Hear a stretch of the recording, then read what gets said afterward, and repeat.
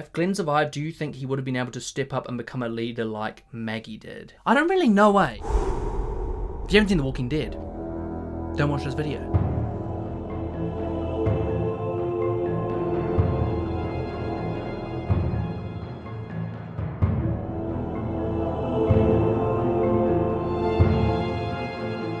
A lot's been going on The Walking Dead, a lot of real stressful things. There's been a lot of theories, a lot of speculation, a lot of stuff that I think I'm not looking forward to. But anyway, if you guys want to know about that, the previous Beyond the Wall.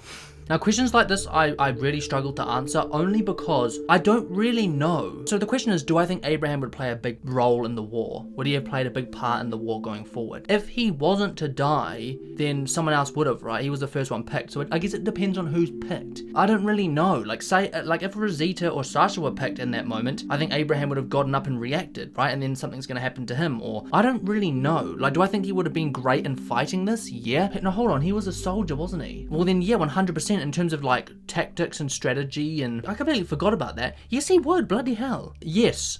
I do think he would have played a huge part. Like, the fact that he has fought in war before, you know, speaks to strategy. He's got experience in harsh conditions. He's got experience with tough decisions. You know, I think he probably would have been one of the people trying to influence decisions, right? I also think if he were here, there wouldn't be people going off on their own little tangents. Well, there probably would be, but I don't think he would have agreed with it, because obviously I can imagine Abraham having a real big role in strategy and sticking to the game plan. He probably would have been incredibly valuable. Sometimes my brain goes on little tangents while I'm speaking. A long time ago, I theorized that Negan picked very specific people to kill. I actually kind of get this weird feeling like he picked people that would give huge advantages or cause a threat, right? Because he went around going eeny, meeny, miny, mo, but there was no order to it. And I remember when it was happening, I was like, there's no structure to the way he's doing it. He's just choosing a person to say eeny, meeny, miny, mo on. And I theorized that he kind of knew who he was going to kill. I had this weird feeling like, because you know how Glenn reacted, and then he basically said, don't do that again. If anyone does that again, then you'll see the consequence. I think he'd probably made up in his mind on the spot that if someone did react, it would be Glenn that would die. I just had this really weird feeling about it. But with Abraham, I think he went round, because there's a line he says to him, right? And he goes, looks at him, and he spends more time with Abraham when he's going around the circle, and you can sort of see in his eye, like maybe he's a tiny bit threatened by him, maybe? I don't know. Maybe he did choose him on purpose. Imagine that. Let's move on from that one. Do I think that the sadistic smile on Negan's face when he kills or threatens is just him acting, or does he actually enjoy it? Now, the funny thing is it may even be the most recent episode of The Walking Dead. I spoke about a parallel between the King and Negan. Obviously, I don't know much about Negan's routine, or I don't know much about his past, I don't know much about any of it, but I had this weird theory in my mind going, if Ezekiel, like we've seen Ezekiel wake up, put on the outfit, the voice comes on, you know, he becomes that character. I had this weird theory that, like, for all we know, that could be exactly what Negan's doing. We're just not seeing it. Like, that's the first time we saw the King do it. Like, the King was incredibly transparent about that with Carol. So we already knew from the offset, but we wouldn't know now. Like, say we didn't see that transparency, we would see the King very differently. So what I'm saying is, I'm not closing off the possibility to the fact that Negan is putting on a persona every morning in order to create some kind of order. You know, I've spoken a lot about the way that I think that his persona that he puts on, the whole purpose of it is to instill fear and to create order, to give people a reason not to step out of line, and to make sure that the group's foundations or survival foundations don't break. We saw a very, very small glimpse of what happens when he's not around. Do I think that the smiling and stuff is fake? Yeah. To an extent, yes. I think it's really hard because I don't know, and part of me feels like all of the smiling is just an act, right? And the saying, I enjoy killing people, like it's an act. I don't think anyone would really enjoy it that much, especially someone who has shown to be merciful in some ways and has rules and isn't sporadic and has these structures and has all these different things. Like, every other part about his character doesn't suggest to me that he enjoys it. It suggests to me that it's a part of the act, it's a part of the structure, and he knows that that persona of Negan has to exist there for that structure. It's almost like, if you imagine pillars, right? The central pillar right at the bottom, more like the top, but the bottom, imagine like a structure. That pillar holding that up is Negan, and without that pillar, it crumbles down, or it becomes incredibly uneasy. and weak, and then it risks crumbling down. So I think that it's all a part of the persona that he has learned over time, for whatever reason, for whatever experiences they've been through, and for whatever experiences he's been through as a person. He has come to the conclusion that the way he does things is the best for survival and the only way for survival. Now obviously we can completely disagree with the way he does things. I'm open to the fact that I will have almost an eye-opening experience with his character and why. But one thing I know for a fact is I'm not going to conclude that his way is the right way. But what I have said in previous reactions is I have to be careful, because I can't sit here and judge the living daylights out of someone who is just trying to lead, right? He landed on an effective method, and he's been employing that method to improve chances of survival for his people. Like, right? So that motive on its own is deserving of respect, kind of. And I'm going to be really careful with the way I say respect. It's like, I know there are alternative ways, and I know there's a better way, and I know that there are a whole bunch of flaws with the way he does things, right? If you want to survive, you want to play by the rules, and you want to sacrifice all the things that you sacrifice when surviving this way, by all means, this is probably the best group to be a part of. But if you want any kind of glimpse or extension of life or anything like that, if you want democracy and if you want all these other things that we have learned to love with being followers of Rick, or followers of the King, or followers of Maggie, those kinds of things, they don't really exist in Negan's world, because it's all about survival. The group is optimized to keep everyone alive as long as they play by the rules, right? And any weak link is almost kicked out. If Glenn survived, do you think he would have been able to step up and become a leader like Maggie did? I don't really know, because the thing about Glenn's character is I saw him becoming like a voice like Herschel's. The committee at the prison, Herschel, Glenn, all of their influence is probably part of the reason why our group hasn't gone down as far as, say, Negan's group has. Our methods haven't gone that far down that line. Like, there was a point when we saw a glimpse of Rick going into full-blown, like, you do as I say or you leave kind of thing. We got a tiny little glimpse of it, and at moments it's there. I feel like the influence of all the other beautiful people and beautiful souls that we've had have changed the way that works. But I don't know if I've got this weird feeling like I don't think Glenn would have been able to hold the weight of decisions. Like, yes, I think he can do that. I'm not trying to diss his character. When you're that morally tuned, and when you're that sensitive, and sometimes I think that's kind of like the way I feel. Like, sometimes it's like you're almost too sensitive to the point where, like, you might not be able to make hard decisions, or the harder decisions, or you might not be able to bear the weight long term of how that affects you. Similar to Carol, right? I can imagine Carol leading, but can I imagine her doing what Rick does and leading?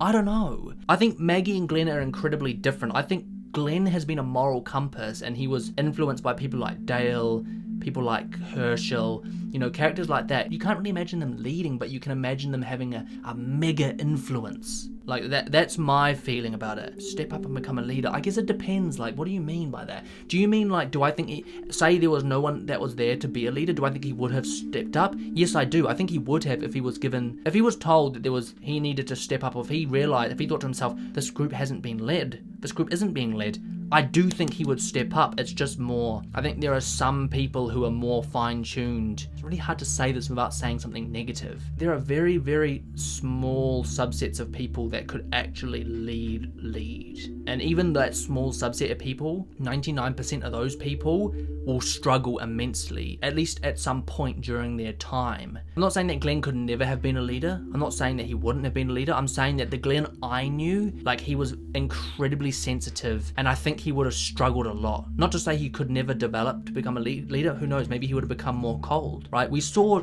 Rick as almost like a prime example of someone who was completely morally driven, and the world has shaped him in a very, very different way. Leadership has shaped him in a very, very different way. For all I know, that could have happened with Glenn. But if you mean just plopping him into a spot, I think he would serve so much better, almost like as an advisor or a committee member, or someone like a moral compass of a group. If Herschel was still around, do you think he would have had more luck trying to get through to Negan than he did with the governor? Why or why not? 100%. The governor is far easier to influence, but the problem with the governor, that hot tap, he had no control over, and he had ulterior motives which ultimately completely and utterly clouded and shadowed over the interests of the group. The minute something like sort of flicked that ulterior motive, or something threatened the daughter or something, or the revenge, you know, the minute like he couldn't control that hot tap. I think he was in a process of constant snap, not snap, or like there was always a threat of snapping further. That's why I think Herschel failed, right? But if you're talking about to get completely through to them and to convince them otherwise,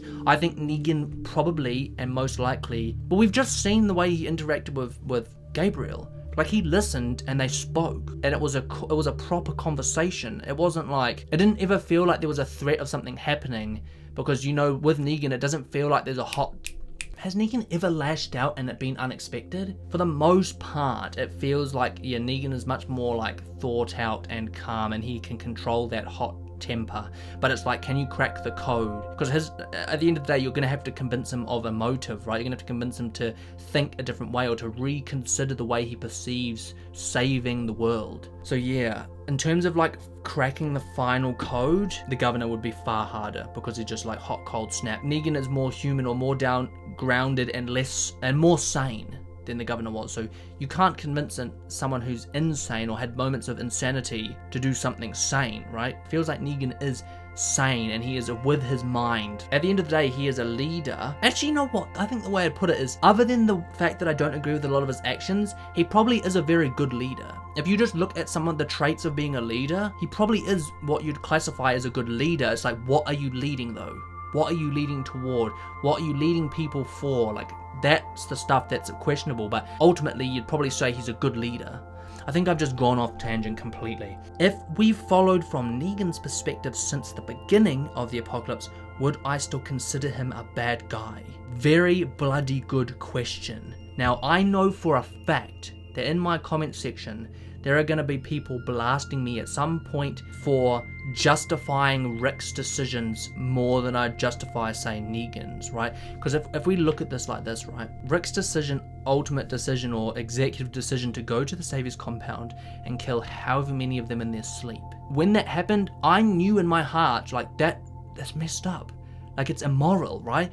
But I felt desperate, and I like, you had this gut feeling like something was coming, and you had to do something about it before it was too late. I still hold that belief, right? But we gambled, and the act of gambling with people's lives like that in itself is immoral. Yet, forget the outcomes. If we could find a way to predict what would have happened, forget that. That's not even the point. The actual act of gambling on that is the immoral part. Because I've been with Rick from the start, and I know who he is, and he's like family to me, it is far easier for me to forget and forgive that act than Negan's. Let's put this into perspective, right?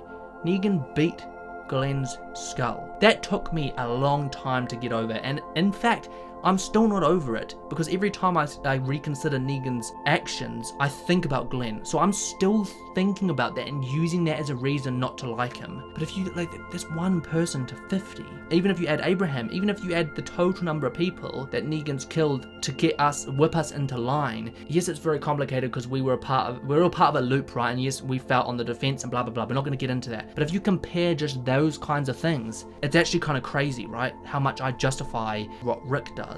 I'm not saying that I morally agree with what Rick did. What I'm saying is I'm more willing to be morally blind to what Rick did. And that's because I love him and his family, right? And that's our group. So if I had been with Negan from the start, and for all I know, Negan's way of doing things is the only thing that has ever worked for this group. All the leaders from the past, for all I know, it was chaos. For all I know, nothing they did worked. For all I know, Negan watched all of them try everything they tried, and it failed time and time again. So he stepped in and it worked. He does a bloody good job of organizing the saviors, but it's all the other stuff that's missing. So if I was with him from the start, I would probably justify what he does so much more. If we just look at the simple act of him killing Glenn and Abraham, when that happened, I don't think Rick could ever do it, but if I was from Negan's perspective, I would have just witnessed 50 to 100, I don't know how many people died, of my men killed by this group that weren't willing to cooperate. Obviously, Negan created the loop, so we don't even need to get into that. Negan created the loop, but he's jumped in and gone, oh, hold on a second, these people are disrupting the loop. let me just force them onto this train, right? I'd probably understand it more, and we'd also probably get a whole bunch more of Negan's out of persona sort of experiences. So all we ever really see of Negan is when he's got Lucille, when he's around other saviors, when he's got things to control. We haven't really seen him out of context yet, and it's something I'm actually a bit excited for. I had this weird theory at some point that we would see Negan and Rick would end up together for some reason in the middle of nowhere, or Negan and someone, but he wouldn't have the saviors to control, so he wouldn't need to, like, the persona wouldn't need to be there, right? Especially someone that he knows he can't control. Let's say him and Rick end up lost somewhere together. Negan has no reason to carry Lucille around and to carry that persona with him to create order, because he knows, well, there's no one there to order. So what does that mean? Does he become more who he is? That's the sort of thing that I'm thinking. Like, those kinds of scenes are what would change my mind about him. So yes, the more I watch the show, the more I think, like, there isn't really good and bad. Well, there is, but like, if we're looking on a plane of like, is anyone really good anymore? It's very unlikely that you're going to find someone who's all good. No one's all good and no one's all bad. Maybe that's the best way to look at it. Yeah. That I like this question, because yes, I've considered this a lot, and I've considered the initial acts. Every time I get into these debates, I say to myself, oh wait, no, but hold on, Negan's men attacked Daryl and them first, so we retaliated, and then we heard about and I keep trying to justify our side of the story. And the other thing you got to be careful of is those initial people that went out and threatened Abraham and Daryl and all of them. For all we know, those weren't even Negan's orders. Because, right, Negan has to control these people. We've seen saviors act up before. And every time they do, I sit there and think to myself, bro, if Negan was here, I kind of think he'd probably kick their asses. So if we assume that Negan had nothing to do with that initial act of violence, he's not even the one that started the loop. But it's crazy how my mind's only just thinking to myself, yeah, Negan probably didn't even initiate the first thing. Damn, it's a good question. Do we need to kill Negan to win this war? Let's say Negan put his hands up and surrendered. What would you do if you were in charge? No, I don't think Negan needs to die to win the war. I think Negan dying... You know how currently Daryl and Tara are like talking about the fact that Dwight needs to die, and that even if, no matter how this ends, they're gonna kill him, right? The only reason I can see Negan dying if he were to surrender is if people just couldn't accept him living. If people just couldn't accept it and went, nah, I'm not gonna accept that he has to die. That's the only way I can imagine him dying, if that he was to surrender, like surrender. Purely because of revenge and purely because of avenging people's deaths, right? That's the only thing I can think of. I don't think he needs to die for this war to be won. What I think needs to happen is exactly what's happening. Maggie has shown mercy to saviors. We are sowing a seed for a future now. That, like I said, why Jesus' thinking is so important. That mercy still needs to exist. That us as a group and as leaders need to show that we can be merciful as well as... I need to think of wrathful isn't a word, but I need to think of a word. We need to show that we can do that, right? Not just to survive, to live. And eventually the saviors' heads turn and they think to themselves, well, there's no point in fighting a war. This isn't a war. What's the point in fighting it? If we surrender now, and we join this community and collective mindset of having a better life, we will do that. And the more of them that do that, the smaller the saviors get, and then Negan's purpose disappears, because if he realizes that these people can be ordered, controlled, if these people can follow someone like Rick, and there's no need for perhaps everything Negan does, if they can do that, then Negan's purpose is like resolved. Because at the end of the day, right, Negan self-proclaims as trying to save people. So he believes that he is saving people from this world and that his way is the best way forward. If he realizes that it's not, and there's proof of it, I think he would agree with what Rick's doing. I think genuinely, for him, it is all about why. What's the end product of what he does? If there's an alternative method with the same end product, as a smart person who I do not think is psychotic, who I do not think is insane, would take that opportunity. It's not like he's not like the governor where he's just gonna say no because of, oh, you killed my daughter kind of thing. Like, I don't see him like that. So no, I don't think he needs to die. I think a collective mindset needs to change. There needs to be a shift in belief and understanding, and we need to show people that we are a group and a family and the future. The thing I've got to be really careful about is, what would I do if I was in charge? And because obviously people are going to want Negan dead. People are going to want him dead. People that can't see why he doesn't need to die will want him dead. Now, this I'm just going to compare a parallel of my thinking from another previous episode. The fact that Dwight is still alive and the fact that I want him to survive is a completely different feeling to the fact that I understand why Daryl or Tara would want him dead. I'm not going to hate Daryl or Tara if they decide that Dwight shouldn't live. It's not going to make me resent them or hate them. It's going to make me sad because I know that Dwight was sort of pushed into a corner and he had to comply because he didn't really get given a choice. He did get given a choice, but not a choice that anyone could make, and that most people would have made the way Dwight made. It would upset me, but I wouldn't be mad and I would understand why. The same logic here with Negan. If I put my hands up and say, I don't think he needs to die, which is probably what I would do, because one, I don't want to kill their leader and go, oh yeah, look what we've done. I think that sends the wrong message to the future that we're trying to make, because if we just kill him, especially if we kill him publicly and purposefully, it's just going to send a message of, oh gosh, these people are people to be feared, they're not people to be messed around with, and it's almost going to create the same loop again, right? I don't see that as the way forward for a future. The way forward for a future would obviously be changing the mindset and then just moving on, showing that we are different to the predecessor. I think what I would probably do is say that he doesn't need to die and make my point about why, but I wouldn't deprive people that feel like they have been so utterly wronged by him of at least being able to voice why he should die, right? And maybe he should die. Maybe it came down to a vote, for all I know. And then you can't, as a leader, I feel like it's also your responsibility you got to think of the people in your group and the mindset of the people in your group. And the same way that Michonne was hunting the governor, I seriously, I can't sit here and say I should have deprived Michonne of that closure. I can't deprive my group of that closure, but it's just a complicated discussion. It's not like if we I don't think we should pull a sniper and kill him on the spot. Bad choice, because we don't know the consequence of it. There needs to be a full-out thought process about why, what, everything. There's one more question, I just can't remember where it is. If Negan had died, do you think that would have been the end of the Saviors, or do you think they would have been led by someone else? If so, the funny thing is I don't really know how to answer this one. I have two conflicting thoughts. If Negan had died, I don't think it would have been the end of the Saviors, but I think it would have created chaos. We saw what happened when he was gone for 6 hours or whatever it was. And I've only just discovered this in the last few episodes. My original thought was, oh, now Simon would be the leader of the Saviors.